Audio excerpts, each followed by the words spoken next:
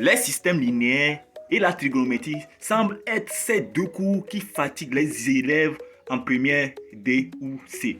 Pour cela, j'ai réfléchi prendre une bonne décision qui va vous permettre de comprendre ces deux chapitres. Donc, j'ai composé un exercice. C'est cet exercice que vous avez en face de votre écran. Alors, prêtez attention pour mettre KO les systèmes linéaires et la trigonométrie d'autre part. Bienvenue dans Savoir et Savoir Faire, mais comme je le dis, toujours MathSNB pour vous servir. Sans plus tarder, passons au sujet d'aujourd'hui.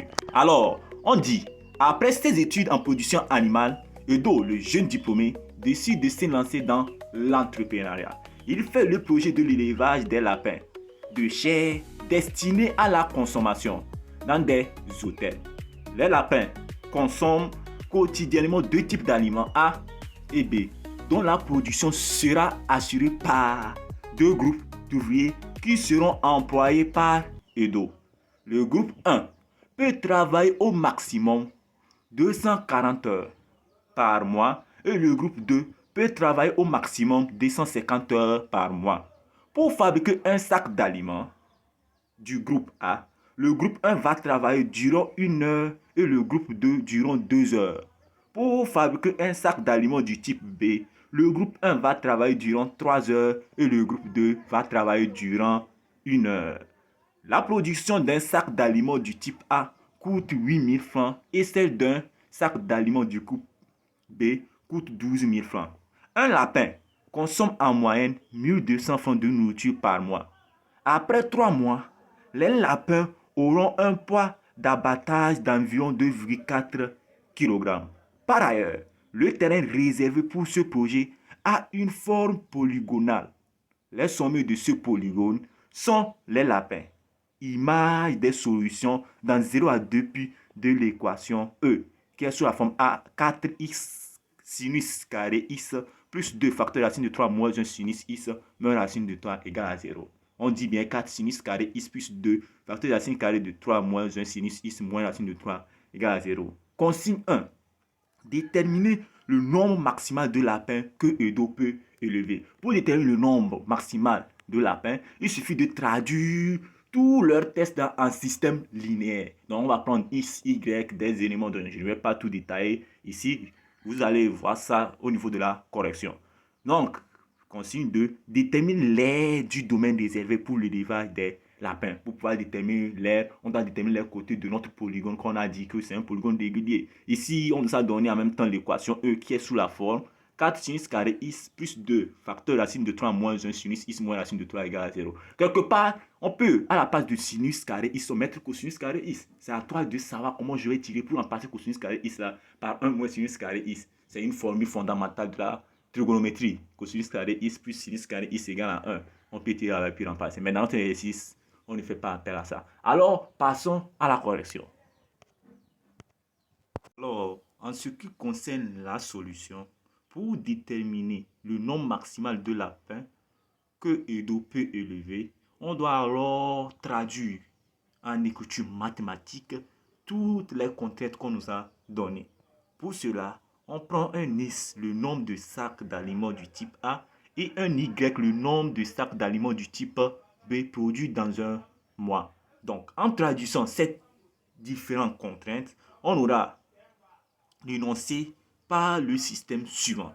X plus 3y inférieur ou égal à 240, 2x plus y inférieur ou égal à 250 et x supérieur ou égal à 0, y supérieur ou égal à 0 parce que x, y ne peuvent pas prendre les valeurs négatives. Donc ce système, je vais l'appeler par le système S. Donc la dépense pour la position de x sac de type A et de y sac de type B est D égale à 8000 x plus 12000 y. Donc, pour déterminer ces différentes x et y, on doit résoudre ce système dans R croix R parce que c'est à deux inconnus.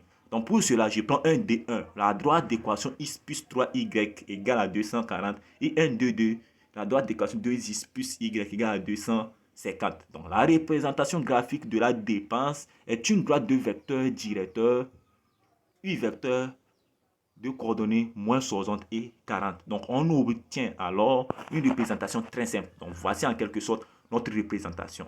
Pour la représentation de la date D1, c'est simple. Avant tout, comment j'ai tracé le repère? J'ai tracé le repère à l'échelle 1 cm équivaut à 20.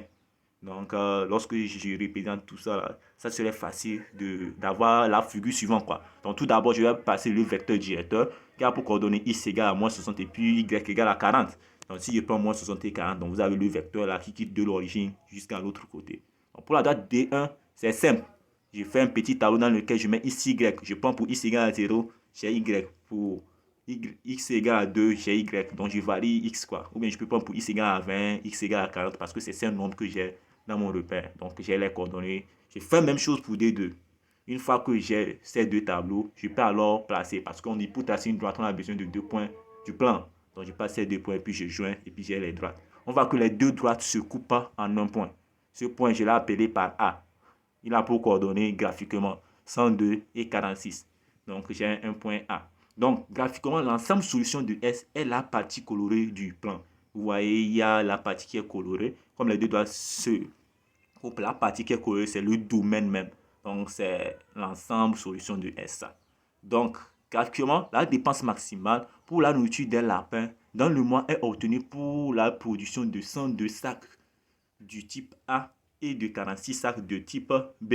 Parce que c'est le nombre maximal. On va dans notre représentation, là où c'est maximal, c'est au point A. Donc, c'est à cause de ça on a dit ça. Donc, cette dépense est, donc il suffit de remplacer X par son expression, et puis Y par son expression là-bas. Donc, j'aurai D égale à 102 fois 8000 francs plus 46 fois 12 000 francs, ce qui serait égal à 1 368 000 francs. Donc, le nombre maximal de lapins que Edo peut élever est 1 368 000 francs sur 1200 francs, ce qui va me donner 1140. Donc, Edo peut élever au maximum 1140 lapins. Donc, on a déterminé le nombre de lapins qui peut élever au maximum. Donc, on a déterminé ça. Donc, on vient de mettre KO notre consigne numéro 1. Vous voyez, pour les systèmes linéaires, c'est simple. On représente et puis on détermine le domaine et puis c'est fini. Il n'y a pas quelque chose de très difficile. Il suffit seulement de savoir bien traduire les contraintes. Et ça vient souvent au niveau primaire, ça vient très souvent. Donc, il suffit, dans tous ces exercices, c'est comme ça, ça se passe. Donc, il suffit de tracer les droites on peut avoir 3 droites, 4 droites. Tu les traces, là où ils se coupent, tu détermines le domaine. Et puis, le tout est joué. Ce domaine représente l'ensemble solution. Si on nous a posé des questions sur ça, on essaie de les résoudre. Donc, maintenant, on va déterminer l'aire du domaine réservé pour le projet. Ça, c'est en consigne numéro 2. Pour cela, résolvons dans 0 à 2 pi l'équation E qui dit 4x sinus carré x plus 2 facteur de racine de 3 moins 1 sinus x moins racine de 3 égale à 0. Pour cela, je vais poser sinus x égale à grand x. Ou bien je peux poser sinus x égale à 1 T1 ou bien un K, ce qui vous plaît, quoi. Donc, en posant sinus x égale à grand x, j'ai E qui devient 4 grand x carré plus 2 facteur de racine de 3 moins 1 grand x moins racine de 3 égale à 0. Ça devient une équation du second degré. Et on sait comment on résout les équations du second degré. On calcule le discriminant. Si le discriminant est positif, on a deux solutions. Si le discriminant est négatif, pas de solution. Et si le discriminant est égal à 0, on a une solution double. Et on sait comment on détermine dans chaque cas ces solutions. Dans notre cas ici, on peut passer par discriminant prime. Donc, discriminant prime, ça va nous donner 4 plus 2 racines de 3. Donc, ce qui serait égal à racine de 3 plus 1, le tout au carré. Parce qu'on sait que lorsqu'on développe racine de 3 plus 1 au carré, on aura 4 plus 2 racines de 3. Ici, quelle méthode j'ai utilisée? C'est la méthode du discriminant prime. Donc, je vais directement, au lieu de calculer le discriminant, tu peux aller directement en utilisant cette méthode. Donc, j'aurai grand x1 égale à moins racine de 3 sur 2 et grand x2 égale à 1 sur 2. Vous pouvez essayer de les calculer. Donc, comme j'ai grand x1 égale à moins racine de 3 sur 2, ce qui implique que x égale à 4 pi sur 3. Comment j'ai fait? Grand x était égal à sinus x. Donc, ce qui veut dire que comme grand x1 égale à moins racine de 3 sur 2, ce qui équivaut encore à sinus x égale à moins racine de 3 sur 2. Donc, je regarde sinus de quel angle donne moins racine de 3 sur 2. C'est sinus de 4 pi sur 3. Donc, sinus x égale à sinus de 4 pi sur 3 implique que x égale à 4 pi sur 3. Ou x égale à 5 pi sur 3. On sait comment on détermine les solutions. On dit sinus alpha égale à sinus θ implique que alpha égale à θ plus 2k pi ou moins θ plus 2k pi. Donc, c'est ce que j'ai. Alors, x2 égale à 1 sur 2 implique que sinus de x petit x égale à sinus de pi sur 6 parce que c'est sinus pi sur 6 qui donne 1 sur 2. Donc, ou sinus x égale à 5 pi sur 6. Donc, toujours même méthode. On sait que sinus alpha égale à sinus θ implique alpha égale à θ plus 2k pi ou alpha égale à pi moins θ plus 2k pi. En appliquant notre méthode, on a ça. Alors, on peut alors représenter le domaine réservé pour le projet parce qu'on a 4 solutions en quelque sorte. 2 dans chaque cas. Donc, pour la représentation, c'est simple. Je prends, il y a 5 pi sur 6. Je représente ça sur un cercle trigonométrique. On nous a dit que le cercle trigonométrique est un cercle qui mesure 1. Donc, 2 rayons 1, quoi. Donc, on l'a représenté. On sait là où on va les représenter.